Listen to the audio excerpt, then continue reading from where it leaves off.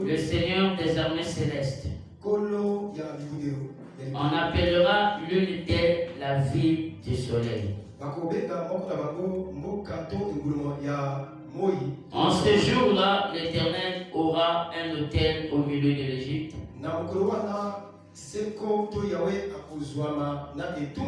Et une stèle sera dressée en l'honneur du Seigneur sur sa frontière. Que le Seigneur vous bénisse. Vous pouvez vous asseoir. Moi, j'ai pas une personne pour fermer chez moi. Amen. Amen. Je vais récupérer ça sur moi ici. Amen. Amen. Que le bon Dieu vous bénisse davantage. Êtes-vous heureux d'être dans la maison de Dieu?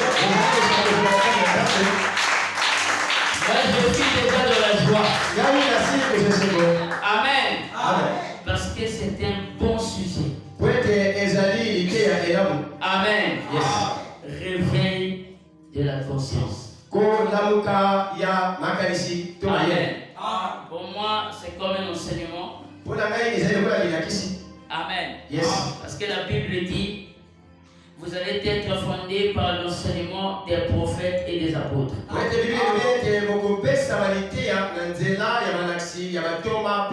Les prophètes sont aussi des enseignants. Mais j'aurai l'onction du Seigneur. Il enseignait et il prêchait. Donc c'était les deux options qui agissaient avec le Seigneur.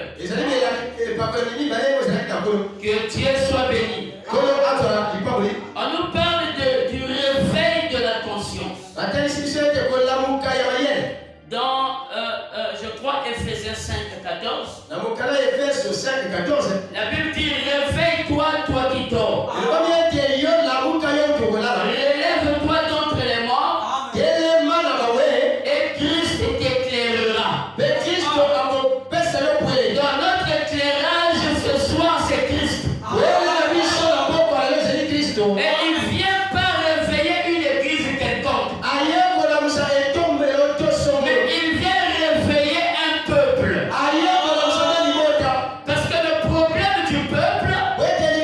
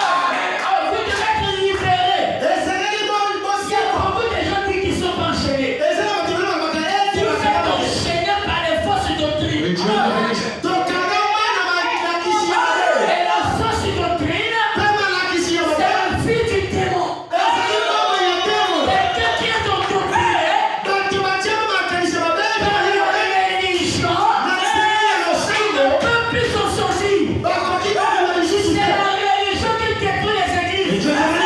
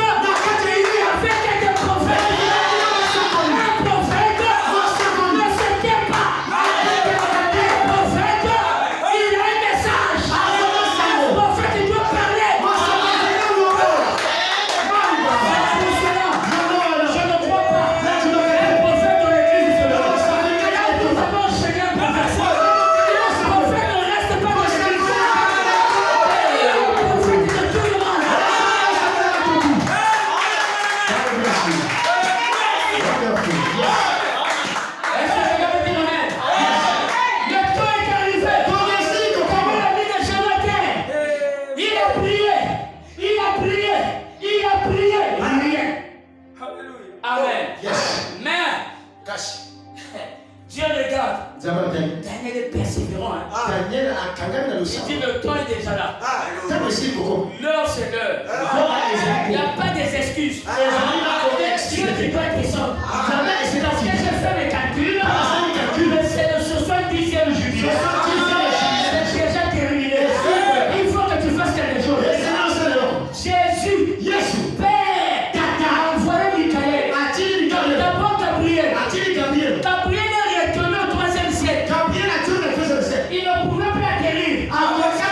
Daniel n'a pas cessé de prier. Quand tu te demandes quelque chose,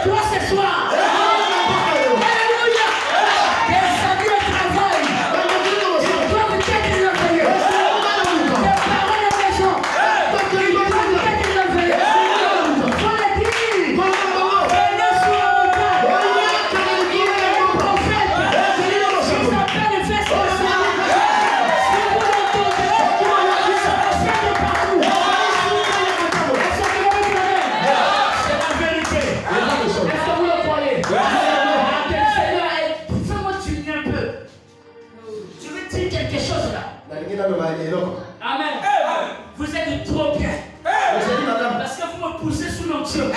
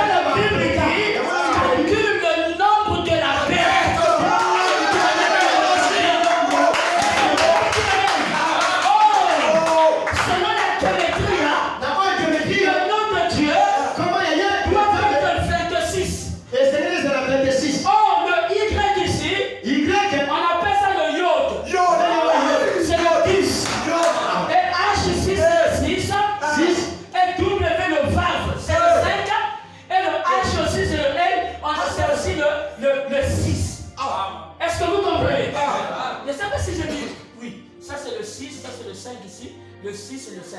Amen. Oh, si vous calculez ça, c'est la valeur numérique de 26. Est-ce que vous me suivez? Les gens sont un peu calmes. C'est ça la raison de conscience.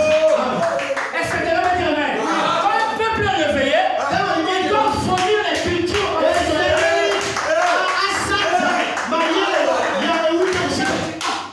Enceinte de la culture occidentale.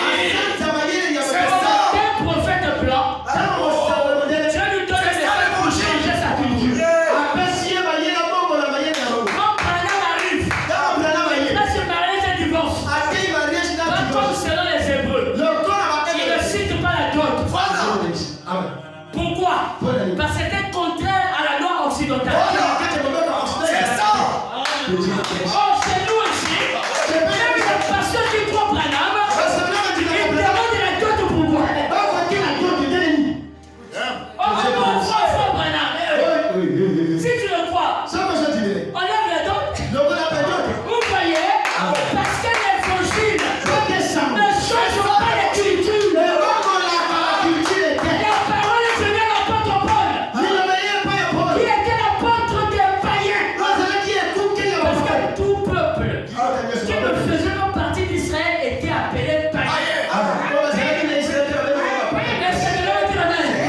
Et l'apôtre Paul, malgré l'évangile, il continuait quand même à appliquer la circoncision. Parce que la parole ne détruit pas les cultures. Si un prédicateur prêche pour détruire vos cultures, c'est qu'il ne s'en va pas. Dieu s'est exilé. Il vient trouver Abraham, appuyer au Maroc. Dieu aussi arrive, il s'attire au savoir. Parce qu'il est venu trouver cette culture. Aujourd'hui, c'est les vestes. Dieu aussi, quand il arrive, il appelle les vestes.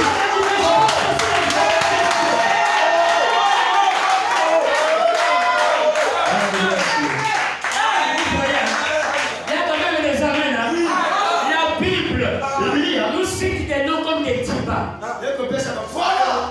Oh, les Tibas, c'est des noms africains.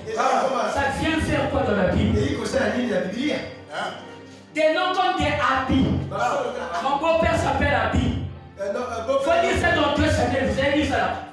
C'est ça. J'ai dit, viens, je vais te montrer. Même les Miakaya. Le nom là, ça existe dans la Bible. J'ai des versets. Je me suis posé la question. C'est ça l'effet du conscient. Qu'est-ce qui se passe? Comment est-ce que ces noms se retrouvent? Même ce même Dieu dit à Moïse, quand le peuple d'Israël doit opérer, on trouve ça dans nos langues maternelles. Les applications comme la loi de la jalousie, ça s'applique à Sibiti. Comment ça? Mais Dieu dit à Moïse, dis à ton peuple d'appliquer ça. Le fait de question, c'est comme ça. Ça doit casser, détruire ce que tu as construit. Et quand ça vient avec une violence. Le fait du conflit vient comme ça. Ça vient gratuit, ça te développe. Ça doit casser la première pierre que tu as valée. Mais il vient avec une brutalité. Est-ce que vous comprenez? Donc j'arrive. Au fil du temps, on va comprendre ça. Vous prenez le nom Abraham. Le nom Abraham a des valeurs numériques. On appelle ça Gematria. C'est les valeurs numériques des noms des fils hébreux. Et quand nous voyons Eliezer, c'était le seul serviteur d'Abraham. Et la Bible dit qu'Abraham est parti délivrer lorsque son neveu en prison avec une armée de 318 soldats. Oh, le nom Eliezer, sa valeur numérique est aussi 318. Parce que cette lettre a des chiffres. Et je peux te dire aussi, même ton nom a des valeurs numériques. Donc je vais secouer quelqu'un. La Bible nous dit, le peuple perdu de la maison d'Israël, s'ils sont perdus, ils sont où? Hein? S'ils sont perdus là, ils sont où? 10 tribus regroupent ça, on appelle ça Ephraïm.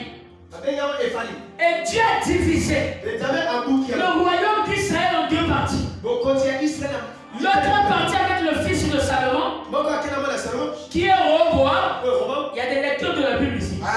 C'est la Bible qui est sur de le citer ici. Et l'autre partie avec Jéroboam, les 10 tribus du nord.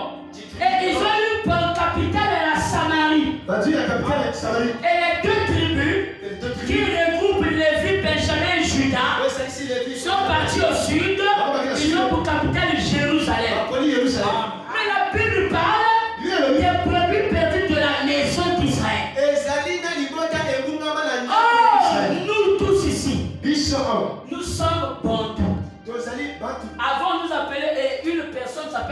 Moutou. Et des personnes appellent Bantou. Qui croit qu'il est Bantou ici? C'est juste ça. Vous me regardez encore. Nous tous nous sommes Bantou. Oh, les Bantous, ils proviennent pas d'ici. Du Congo. Ni de la RDC, ils proviennent de quelque part. Ça, c'est l'histoire. Ils proviennent de quelque part et ils ont suivi des zones côtières jusqu'à entrer en Afrique centrale. Et la Bible me dit, dans Sophonie chapitre 3, au verset 10, d'au-delà des fleuves de l'Éthiopie, les adorateurs, les dispersés, l'apporteront des offrandes.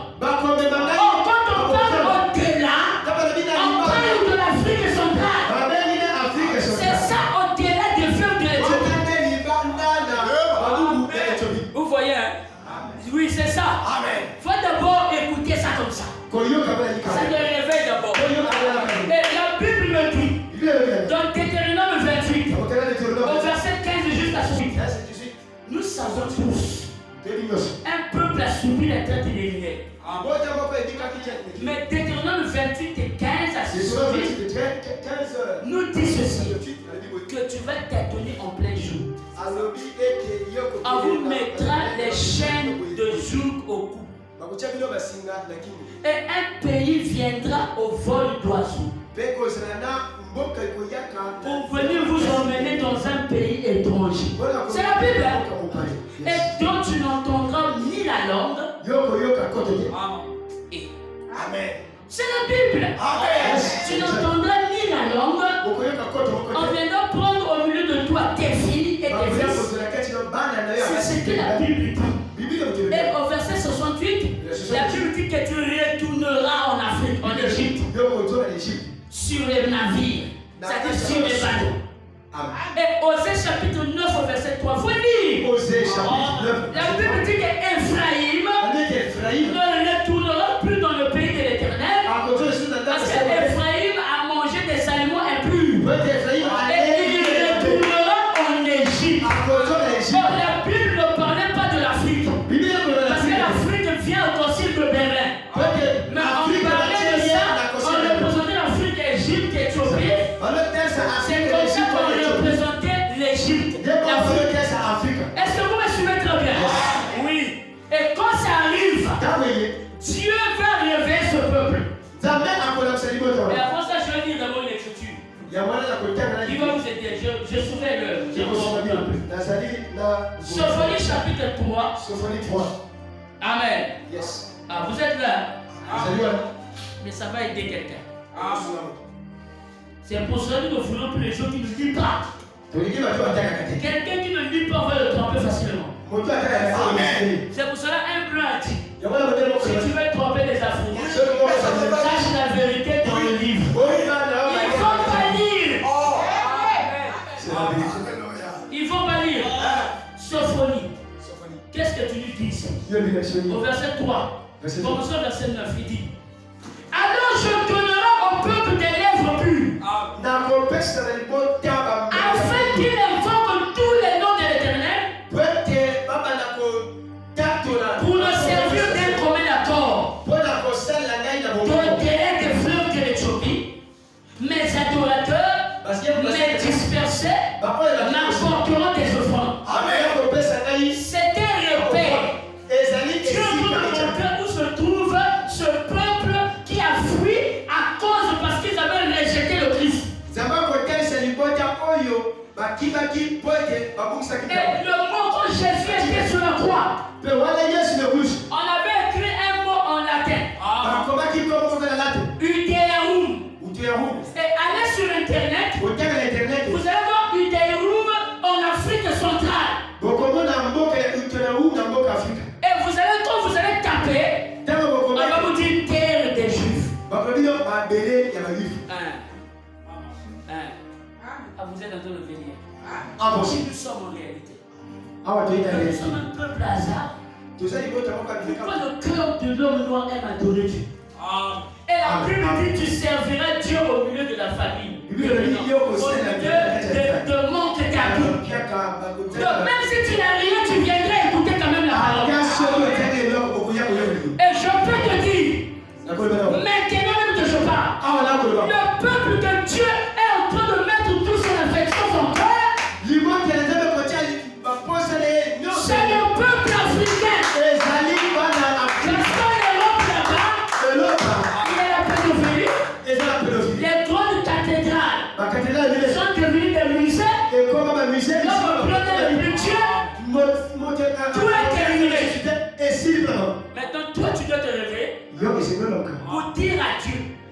avec une fausse doctrine qu'on vous a enseigné que vous êtes Israël spirituel. Ah! Je suis un Israël spirituel. Donc il y a des Congolais spirituels. Israël, c'était d'abord le nom d'une personne. Après, c'est devenu le nom des fils et des descendants de Jacob. Vous ne pouvez pas s'attribuer et se connaître pour dire nous sommes Israël spirituel. On passe de quoi? Oh, tu dois savoir, Paul dit, tous ceux qui descendent d'Israël ne sont pas Israël. Vous voyez, il y a d'autres choses que tu appliques prochainement. Quand je vais lire avec la Bible, tu seras étonné. Tu vas te rappeler, mais ça on applique ça chez nous. Ça on applique ça chez nous. Mais comment est-ce que la Bible peut relater ça? C'est que tu dois te réveiller. Et quand tu te réveilles, un grand dit, les Africains ne savent pas qu'ils sont le peuple béni de Dieu. Je peux dire ça? C'est la vérité. La Bible, on va appeler seulement la Bible. Est-ce que ce sont mes pensées? Non, monsieur. Donc tu dois dire Amen. On va appeler Isaïe. Isaïe 19. Amen. Yes. Au verset 25 directement. L'Éternel des armées le bénira. En disant, béni soit l'Égypte mon peuple. Amen. Égypte. Amen. Non, c'est pas l'Égypte là. Ça c'est un Égypte remplacé. Les vrais Égyptiens sont descendants d'Afrique centrale. Parce que même le fleuve Congo, ça s'appelait le Sombation. Où la Bible appelle ça fleuve de Pichon. Parce qu'il faut prendre des noms là, remonter l'origine, vous allez trouver les sens des mots là exacts aujourd'hui. Amen. Béni soit l'Égypte. Je croyais que quelqu'un voulait pousser un amen. Parce que c'est Dieu qui dit béni soit mon peuple. Vous voyez comment est-ce que les gens ratent les bénédictions? Parce qu'il est tourné. Ça sort d'où? Vraiment? Ça sort de la Bible. Amen. Béni soit mon peuple. C'était seulement Israël. Béni soit l'Égypte mon peuple. Dieu a fait à tout le peuple. Si choisis le peuple de Dieu, c'est que le privilège du ciel m'appartient ce soir. Le guérison m'appartient ce soir. Je ne vais même pas t'imposer les mains. Mais il y a le pouvoir de la parole. C'est-à-dire, je crois fermement que ce que je vais dire, ça va toucher là où est malade. Et que tu verras la guérison. J'avais un frère, son petit frère était tourné par la voiture. Mort, les oreilles, les sons sortaient. Il n'avait plus les dents. On l'a mené à l'hôpital. Mon conducteur de chambre m'appelle pasteur. C'est compliqué ici. J'ai dit il n'y a rien de compliqué devant Yahvé.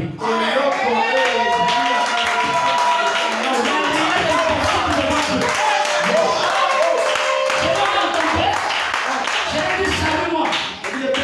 J'ai prié dans la rue. Va, personne ne te salue. Aujourd'hui les gens ne croient même plus à ça. Parce que c'est fait par les Africains. Si un plat arrive, salue-moi, les gens viendront au courant. D'ailleurs, ils n'ont plus rien. Aujourd'hui, il faut croire à Vinci. Les gens qui, dans son ministère, il y a même des brebis, les gens que vous ne connaissez pas. C'est exact. Ils veulent venir. Vous allez recevoir même la présence des plans aussi pour venir souvent sur ce ministère. Je vous dis la vérité. Tu dois te reconnaître. Vous savez, on appelle ça la putréfaction de la mémoire. La putréfaction, c'est une maladie. Que la Bible appelle ça aussi la maladie de la longueur. Et la Bible dit qu'Israël va perdre la mémoire. Il va plus se reconnaître. Mais, Namaloba Nabango, il y aura des similitudes des mots avec l'hébreu. Laisse-moi t'apprendre. En hébreu, on dit no maï. En lingala aussi, on dit maï. Oui. Vous voulez que je continue? Continuez. En hébreu, on dit bana. Chez nous aussi, on dit bana, qui veut dire enfant. C'est pour cela elle n'a paix. Elle est venue au royaume longo après du noir. Il dit je suis tourné d'entendre dans leur langue maternelle les mots hébreux. Je suis étonné. Je suis parti à Kinshasa. Je prêchais, j'ai dit les loups sont des juifs. C'est une catastrophe. Et eux est venu me faire sortir les archives de leur arrière-grand-père qui me disait que vous êtes des juifs.